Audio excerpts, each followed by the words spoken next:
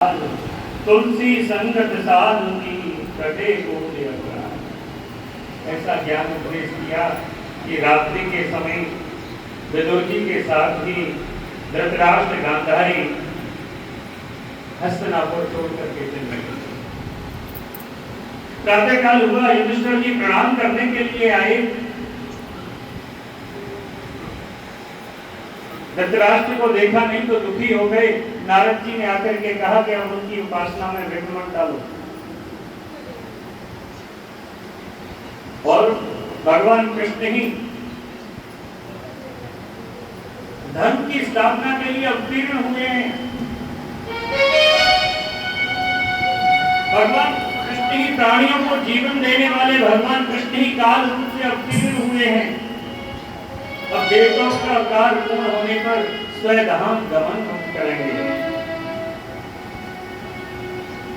नारद जी कहने लगे पांडवों से कि तब तक तुम प्रतीक्षा करो, और जिस समय भगवान स्वधाम गमन कर जाएं उस समय तुम भी हिमालय की यात्रा करना।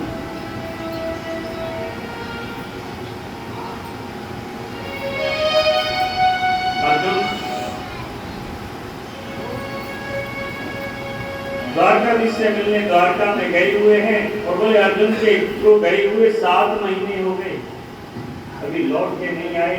आज युधिष्ठिर का मन बड़ा विचलित है, बड़ा घबरा रहे हैं।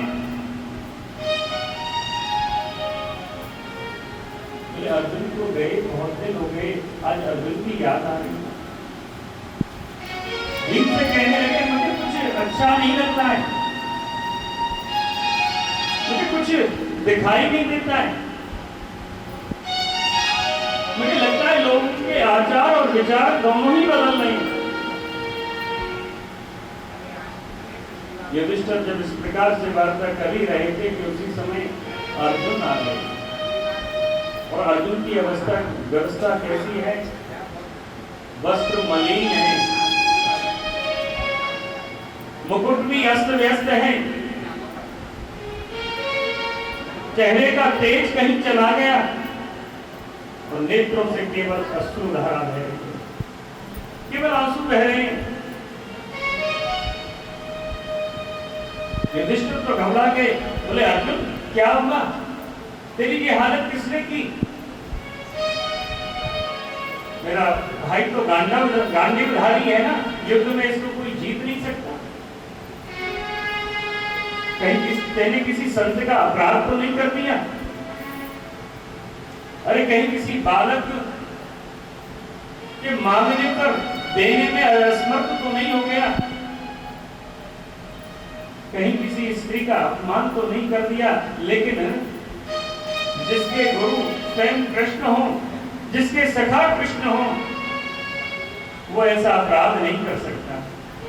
मेरे भाई मुझे बता तो सही, कुछ बोल तो सही।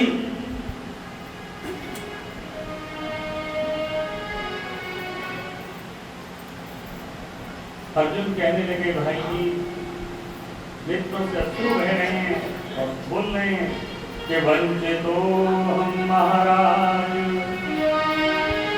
हरे ये महतम तेजो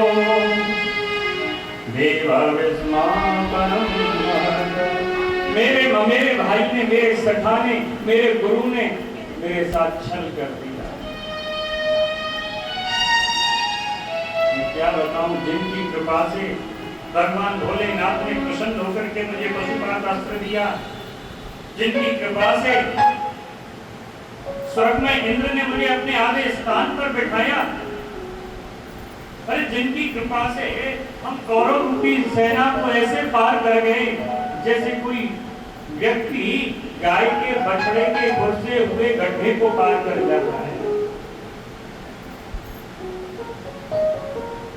जो अपराध करने पर बच्चों की तरह मुझे दुलार करते थे, आज मैं उन कृष्ण से रहित हो गया।